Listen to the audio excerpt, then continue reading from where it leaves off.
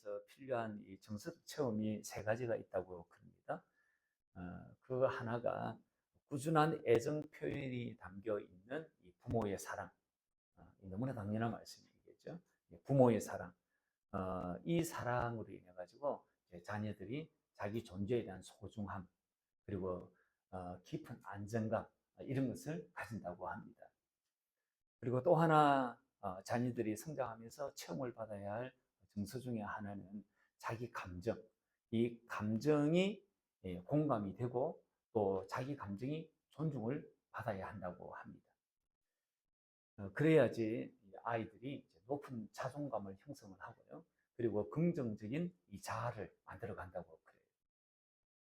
그럴 때 이제 필요한 게 있죠. 경청인 거예요. 자녀들의 말에 귀담아 들어주는 것이. 그리고 자세도 필요하겠죠. 자녀들의 이제 아유 저 다원이 같은 저 꼬마가 무슨 뭐 알겠나 싶은데 아니요. 어미가 또 아비가 어떻게 자기에게 다가오는지를 아이들이 자세를 통해서 배워요. 그래서 경청의 마음을 가지고 이 감정에 대한 공감, 존중 이런 것이 있어야 한다고 합니다. 그리고 또 하나가 부모의 일관된 지지, 그리고 부모의 일관된 인정, 부모의 일관된 칭찬 그런 것들이 이 자녀들에게 있어야 한다고 합니다. 그래야지 자녀들이 어떤 목표가 생기지 않습니까? 그 목표를 쫓아가는 데 있어서 좋은 기반을 형성하는 게 바로 지지와 인정과 칭찬 그런 것이 받으면서 이렇게 자라는 아이가 그런 현상이 목표를 향해서 지속적으로 달려갈 수 있다고 합니다.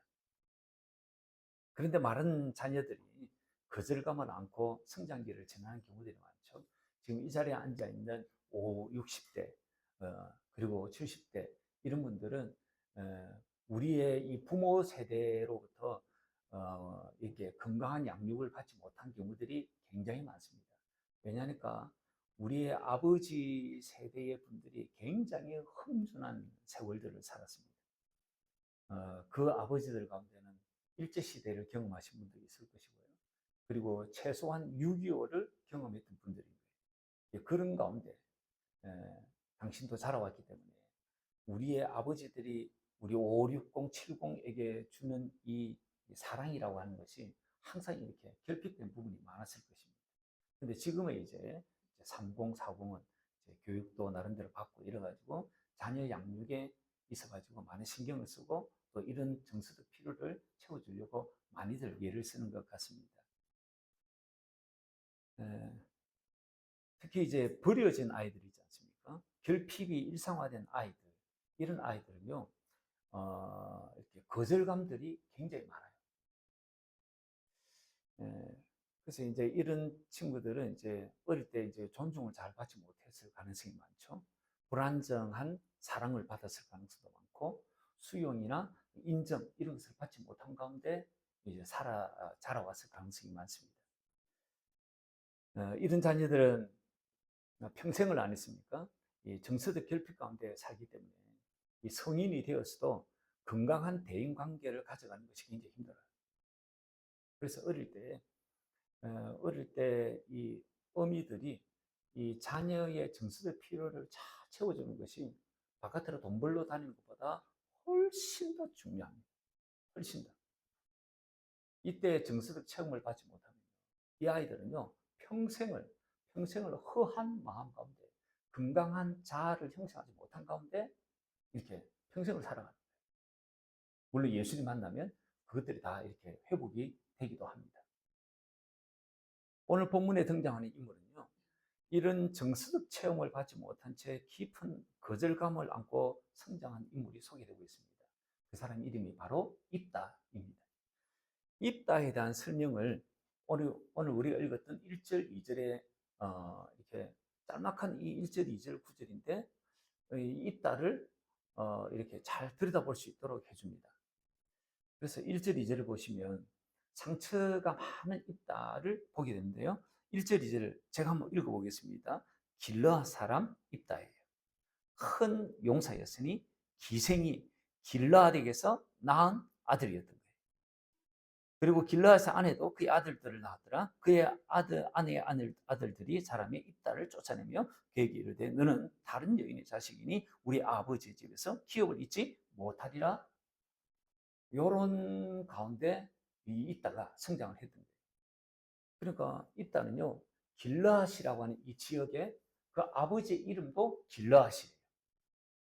그 아버지가 매춘부 사이에서 자식을 하나 낳았는데 그 자식이 바로 입다인 거예요. 매춘부가 엄마예요. 많은 것을 한꺼번에 이 입다에 대한 것을 한꺼번에 많이 이렇게 좀 정보를 얻을 수 있는 그런 대목입니다. 어머니 매춘부, 아버지 최소한 한량이지 않겠습니까? 한량. 그리고 정실 부인에게서 낳은 많은 아들이 있습니다. 70명이 됩니다. 그 아들들 틈에서 우리 2절에 딱 보니까 학대를 받을 수 있었겠구나. 그리고 고립을 받을 수 있었겠구나. 그리고 사랑받지 못하고 자랐을 가능성이 굉장히 많았을 있다로 우리가 추측하는 것이 그렇게 어렵지 않지 않습니까? 그렇게 해서 어느 날 입다가 이제 청년이 됐던 것 같아요. 그 청년이 됐을 때 이 입다가 쫓겨납니다. 그 집안으로부터 쫓겨납니다. 그리고는 입다가 정착한 곳이 어디냐니까 돕이라고 하는 땅입니다. 북동쪽의 이 변방 지역입니다. 그가 어울리는 사람은요, 3절에 보니까 3절 한번 보시죠. 이에 있다가 그의 형제들을 피하여 도읍 땅에 거주하며 잡류가 그에게 모여와서 그와 함께 출입하였더라. 이렇게 말씀하고 있는 것을 보면 여기 잡류라고 하는 것은요, 도덕적으로 불량한 사람들, 그리고 소외된 사람들이고, 그리고 빈핍한 자들입니다. 이들을 성경은 잡류라고 그렇게 표현을 한 거예요. 그들과 같이 살았던 것이.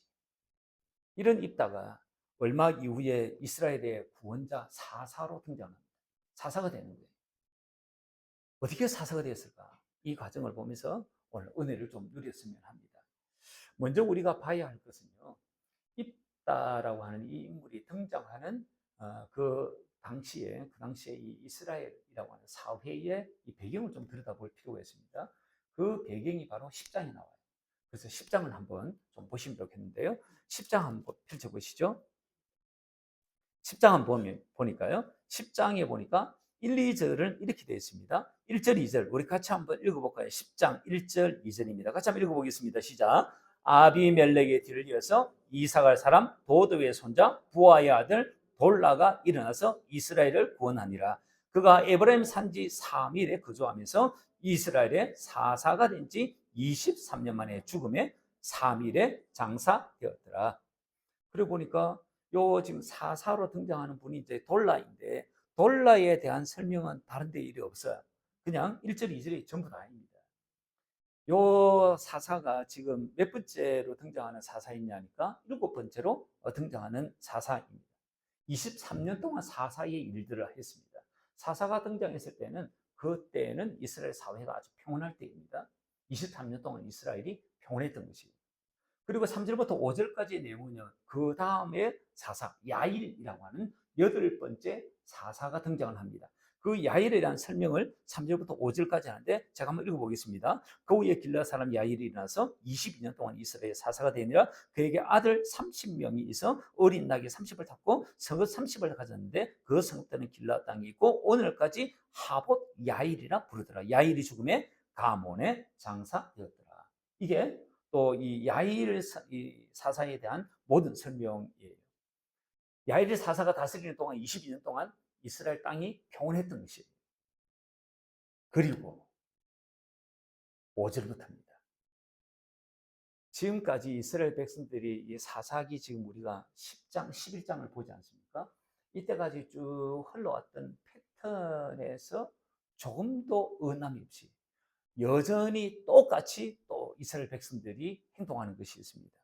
그게 뭐냐니까 5절 이하는요, 이스라엘 백성들이 악행을 저지르는 거예요. 그래서 바알을 섬기고요, 그리고 아스타로스를 섬기고요, 아랍의 신들을 섬기고요, 시돈의 신들, 모압의 신들, 암몬의 신들, 블레셋의 이 온갖 잡신들을 섬깁니다. 그런 악행들을 5절 이하에 행하는 모습들이 쭉 나옵니다.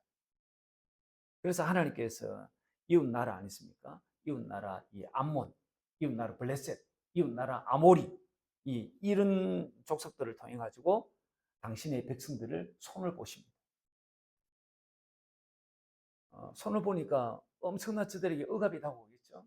그리고 엄청난 공고로움이 또 다가오는 것이, 그 내용들이 7절부터 9절까지 내용입니다. 그래서 우리 5절부터 9절까지 한번 6절부터 9절까지 우리 한번 읽어볼까요? 한번 읽어보겠습니다. 시작. 이스라엘 자손이 다시 여호와의 목전에 악을 행하여 바알들과 아스타롯과 아랍의 신들과 시돈의 신들과 모압의 신들과 암몬 자손의 신들과 블레셋 사람들의 신들을 섬기고 여호와를 버리고 그를 섬기지 아니하므로 여호와께서 이스라엘에게 진노하사 블레셋 사람들의 손에 암몬 자손들의 손에 그를 파심해 그 해에 그들이 요단강 저쪽 길라앗에 있는 아모리 족속의 땅에 있는 모든 이스라엘 자손을 쳤으며 18배 동안 억압하였더라. 9절요. 암몬 자손이 또 요단을 건너서 유다의 베냐민과 에브라임 족속과 싸움으로 이스라엘의 공고가 심하였더라. 예. 그래서 이런 주변 나라들로 인해 가지고 엄청난 억압과 고통, 그런 것을 이스라엘 백성들이 당하는 거예요. 그러면 이스라엘 백성들이 지금까지 보여왔던 것처럼 어떻게 또 하겠습니까? 하나님 앞에 또 이게 울부짖었던 거예요. 그게 10절에 있는 내용이에요. 하나님 앞에 너무 힘들다고, 너무 고통스럽다고, 어째 우리를 이렇게 하십니까? 하면서 하나님 또 울부짖었던 것이에요. 그럼 하나님은 또 어떻게 했을까요?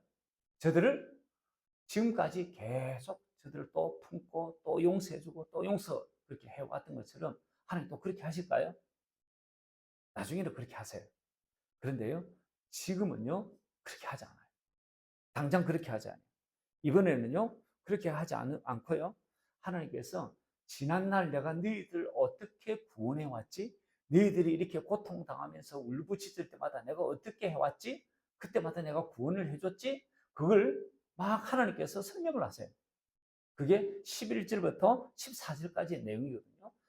내가 얼만큼 너희들에게 많은 구원을 베풀었는지에 대해서 11절부터 14절까지 말씀을 하세요. 한번 읽어볼까요? 11절부터 14절까지입니다. 같이 한번 읽어보겠습니다. 시작. 여호와께서 이스라엘 자손에게 이르시되 내가 애굽 사람과 아모리 사람과 암몬 자손과 블레셋 사람에게서 너희를 구원하지 아니하였느냐? 또 시돈 사람과 아말렉 사람과 마온 사람이 너희를 압제할 때에 너희가 내게 부르짖음으로 내가 너희를 그들의 손에서 구원하였거늘 너희가 나를 버리고 다른 신들을 섬기니 그러므로 내가 다시는 너희를 구원하지 아니하리라. 그리고 14절 한번 더 읽어보겠습니다. 14절 가서 너희가 택한 신들에게 부르짖어 너희의 환난 때에 그들이 너희를 구원하게 하라 하신지라. 하나님께서 지금 이런 말씀을 하십니다. 저들이 너무 고통스러워가지고 종살이하고 노예생활을 하니까 착취를 당하니까 너무 고통스러워 하나님 막 울부짖은 거예요. 그래서 하나님께서 안 나타나셔가지고 하시는 말씀이 종종과는 좀 달라요. 내가 너희들에게 얼만큼 많은 구원을 베풀었는지 그걸 지금 막 설명을 하시는 거예요. 구원의 대표적인 사건이 뭐냐니까 출애굽 사건입니다.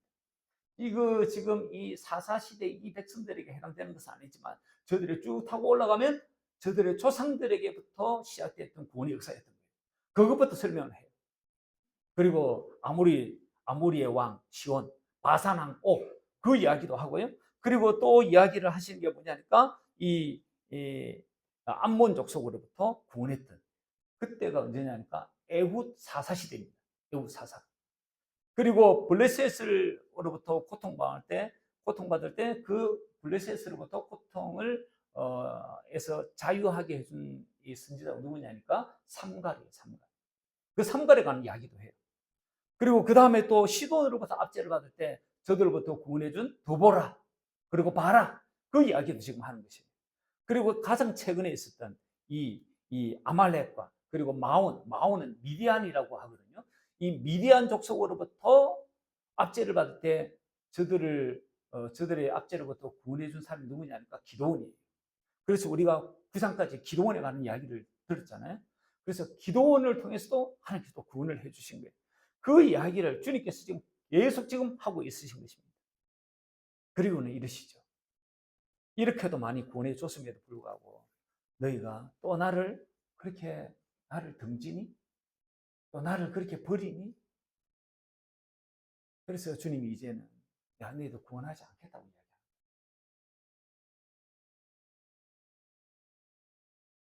오히려 지금까지 너희가 섬겼던 바알이나 뭐 아스타롯이나 뭐 암몬의 신들이나 뭐 온갖 잡신들, 고무신이지 남학신이지 뭐 집신이지 모르겠지만 그 온갖 잡다한 신, 그들에게 너희들이 섬겼지? 그들에게 한번 이야기해봐. 그들에게 이야기해가지고 그들이 너희를 구원을 해달라고 요청할 때에 구원해 주는가? 너희들 그들에게 이야기 한번 해봐. 그렇게 이야기하는 것입니다. 지금 이 대목에서 우리가 봐야 할 것은요, 하나님을 경외해야 할 사람들이 하나님을 저버리는 것이 굉장히 비극이다라고 하는 것을 보게 됩니다. 그런데요, 이보다 더한 비극이 있어요. 하나님이 이런 사람들을 저버리는 거예요. 용서해주고, 용서해주고, 또 용서해주고. 이들이 뭐 끝간데 없이 가네. 그래서 주님이 이제는 손을 그냥 탁 놔버리는 거지. 지금 사사기 10장의 상황이 이런 상황이에요. 하나님께서 손을 놓아버리고 싶다고 지금 하시는 거죠. 하나님의 심정을 지금 좀 저와 여러분이 이해를 하셔야 될 대목입니다. 하나님 아버지의 마음을 좀 아셔야 될 대목이에요. 하나님께서 이렇게 막 이야기를 했더니 이스라엘 백성들이 어떻게 반응을 하냐니까 15절로 반응을 하는 거예요. 15절로 반응하는데 15절 한번 보시죠. 15절 제가 한번 읽어보겠습니다. 이스라엘 자손이 여호와께 여쭈되 우리가 범죄하였사오니 주께서 보시기에 좋을 대로 우리에게 벌하십시오. 오직 주께 구함나니 오늘 우리를 건져 내옵소서. 15절을 반응을 하는 이 대목은요, 우리가 잘못했다고, 진짜 잘못했다고 싹싹 비는 대목이에요. 빌면서 주님, 우리가 잘못했으니 주님 우리에게 벌하고 싶은 대로 벌하십시오. 우리가 받아도 쌉니다. 지금 이런 말을 하는 거예요. 그런데 주님, 이분을 한 번만 다 용서해 주시면 안 되겠습니까? 지금 그런 대목이에요. 그리고는요, 그 다음 절에 이렇게 보면요, 이방의 우상들을 저들이 싹 다 치웁니다. 그게 16절이거든요. 16절 보니까 자기 가운데에서 이방 신들을 제하여 버리는 거예요. 막 이런 행동을 하는 거예요. 그런데 안 했습니까? 우리 하나님 그러시는 거예요. 조금 전까지 하더라도요, 내 이제는 너희들 용서 안 할 거야. 내가 이때까지 너희들 용서해도 또 용서해줬는데 이제는 너희들 용서도 취할 수가 없어. 내가 너희들 용서해준 게 한두 번이야? 그래 막 용서해 주시지 않으실 것처럼 막 이야기를 하시다가 이들이 이제 마음을 막 고쳐먹어가지고 잘못해서 싹싹 비우고, 그리고 지금까지 우상 생기는 우상 다 치우고, 그리고 이제 하나님만 막 섬기는 거예요. 그것을 어느 정도 하나님께 지켜보셨는지 모르겠지만, 한 달은 지켜보셨는지, 두 달은 지켜보셨는지, 어느 정도 지켜보셨는지 모르시겠지만, 그러나 그걸 지켜보시면서 주님께서 마음에 근심이 생깁니다. 그리고 지금 이들이 여전히 지금 이방 족속들로부터 압제를 당하고 있지 않습니까? 공고를 당하고 있는 걸 보는 거예요. 공고를 당하고 있는 거 보니까, 그것도 보니까, 내 새끼들이 공고를 당하는 거 보니까 그것도 마음이 힘든 거예요. 그래서 주님이 16절 후반부에 보면, 한번 보세요. 16절 후반부에 보면 여호와께서 이스라엘의 공고로 말미암아 마음에 근심하시더라, 이렇게 말씀하고, 좀 전까지 막 분노를 막 화를 막 이만큼 내셨다가 이들이 막 잘못해 싹싹 빌고 막 우상 치우고 막 이제 하나님 생기고 막 그러니까, 그런데도 이방 족속들로부터 막 또 압제를 당하고 공고를 겪으니까 이걸 보니까 하나님 마음이 흔들리는 거예요. 하나님께서 내 저것들 어쩌고 근심이 되는 것이. 이런 모습 보면요, 우리 하나님은요 진짜 쏙도 없으신 것 같아요. 자존심이고 뭐고 이스라엘 백성들을 향해서는 없으신 것 같아요. 저는 이런 하나님 솔직히 이해하기 힘들어요. 제가 밴댕이 소가지거든요.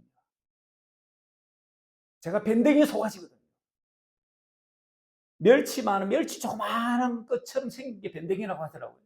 그 조그마한 이 손가락 한 손가락만한 이 밴댕이가 그 앞에 안에 내장이 있으면, 속이 있으면 내장이 얼마나 크겠습니까? 그만한 쏘가지밖에 제 쏘가지가 그 정도밖에 안 되는 거예요. 근데 제가 하나님의 이 사랑을 받았더라고요. 제가 이스라엘 백성들처럼 하나님 앞에 그렇게 굴었더라고요. 이해할 수도 없고요. 하나님 따라갈 수도 없지만 그 사랑 제가 받았더라고요. 지금도 그렇고요. 그래서 제게도 속썩이는 사람이 있지 않겠습니까? 제게 또 속썩이는 그런 사람이 있을 수도 있지 않겠습니까? 그럴 때 되면 이 사랑을 제가 많이 생각합니다. 이 사랑을 많이 생각합니다. 그리고 이런 하나님을 저는 사랑해요. 사랑하지만 왔다 갔다 자주 하죠. 왔다 갔다 하지만. 그러나 제 마음 중심에는 이런 하나님을 사랑한 마음이 제게 있어요. 이스라엘이 이렇게 공고를 겪고 마음을 돌이키자 근심하신 하나님께서 구원자를 또 보내세요. 그 사람이 누구냐니까 입다입니다. 여러분, 입다, 이 사람 어떤 사람이었습니까? 11장 우리가 읽었던 이 본문에 입다에 대한 설명을 1절, 2절 이렇게 간략하게 설명을 하는데 우리가 봤던 것처럼 어머니가 매춘부예요. 아버지는요 최손 한량이에요. 경건 생활과는 경건한 삶과는 완전히 거리가 먼 사람처럼 느껴져요. 그리고 정실 부인에게서 난 많은 아들들 틈에서 이 서자가 이 매춘부의 이 자식이 태어난 거예요. 그 틈바구니에서 학대를 받고 고립을 당하고 사랑을 받지 못하고 자랐을 사람입니다. 어릴 때부터 부모로부터 사랑을 받으면서 자라는 자녀에게서 나타나는 두 가지 특징이 있어요. 부모로부터 좋은 사랑을 받으면서 자라는 이 자녀들은요 자존감이 높아요. 자기 존재에 대한 소중함 그리고 안정감 이런 것이 있어요. 그리고 긍정적 자아를 막 가져요. 그리고 지지와 인정과 칭찬 이런 것을 막 받으면서 자라왔던 자녀들하고 이 입다는 상당히 거리가 멀어요. 당연히 입다 속에는요 상당한 거절감을 갖고 있었을 거예요. 그러다 급기야는 자기가 자란 지방과 길라 지역의 장로들부터도 거절당해 쫓겨나는 것이에요.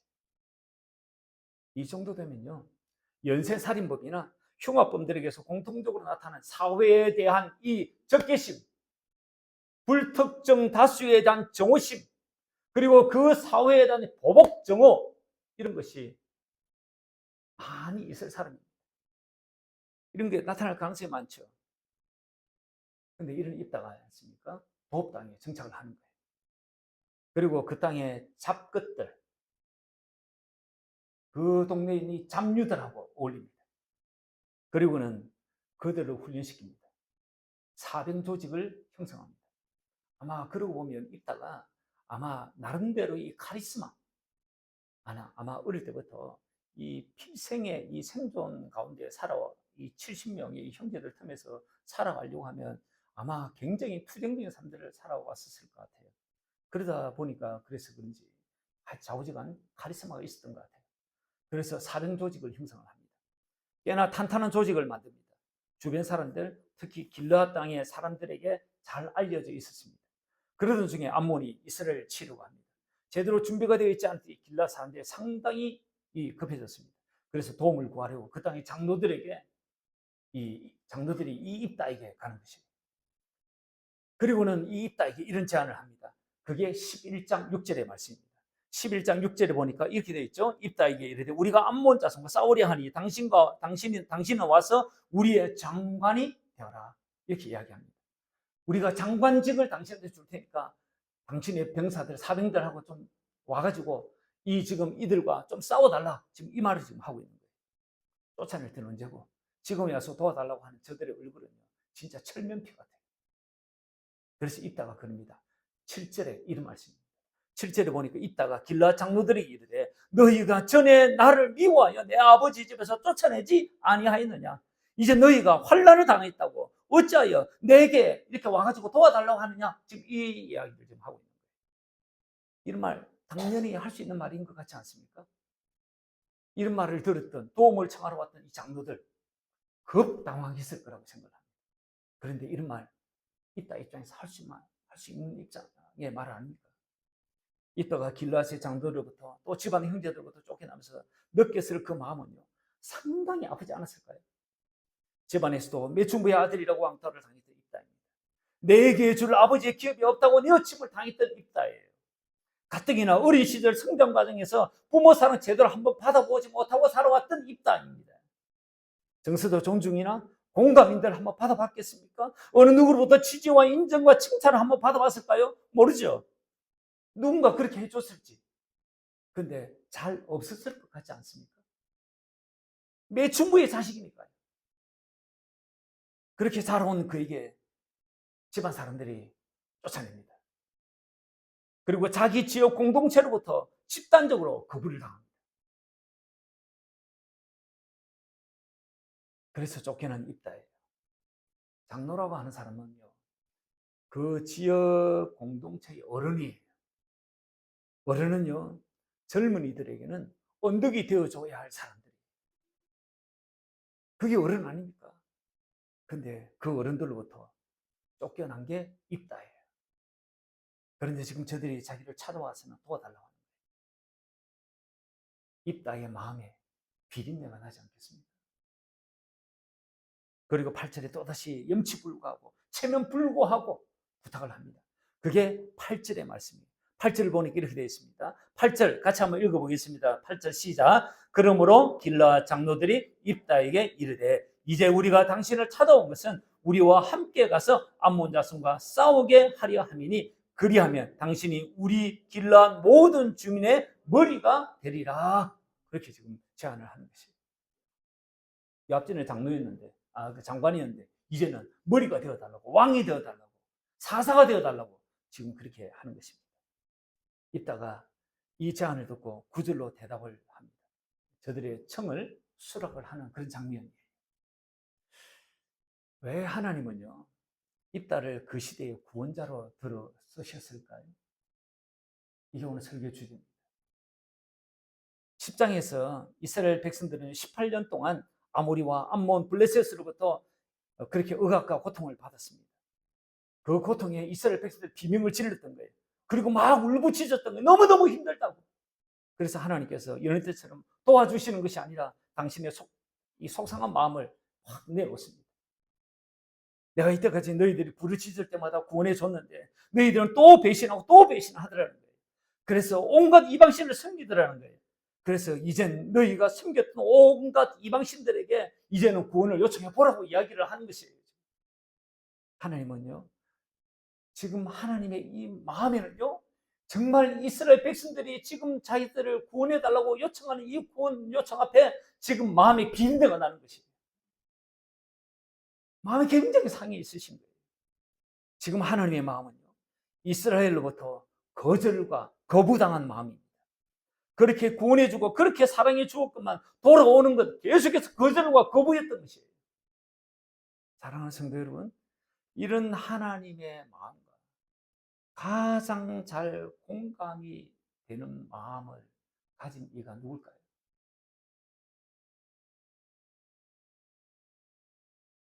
지금 이런 하나님과 가장 마음이 동할 수 있는 인물이 있다면 그 인물이 누굴까요? 입다이지 않을까요? 입다도 길라앗과 집안으로부터 거절과 거부를 당했거든요. 어쩌면 하나님이 입다를 충분히 공감하지 않았을까요? 네, 공감했을 것입니다. 하나님은요, 당신의 이 마음을 가장 잘 이해해 줄 사람으로 입다를 선택했던 것입니다. 선택했는지 모릅니다. 입다 역시 하나님의 그 마음을 충분히 공감했을 것입니다. 우리는 하나님의 마음을 공감하실 때가 있으신가요? 하나님의 마음. 그래서 하나님이 청원해 보일 때가 있으시는가요? 예수님이 청원해 보이실 때가 있으시던가요? 그래서 하나님의 마음이 보일 때가 있으시던가요? 나를 향한 사랑의 마음이 보이시던 때가 있던가요? 거룩을 열망하는 그 마음이 보이실 때가 있으시던가요?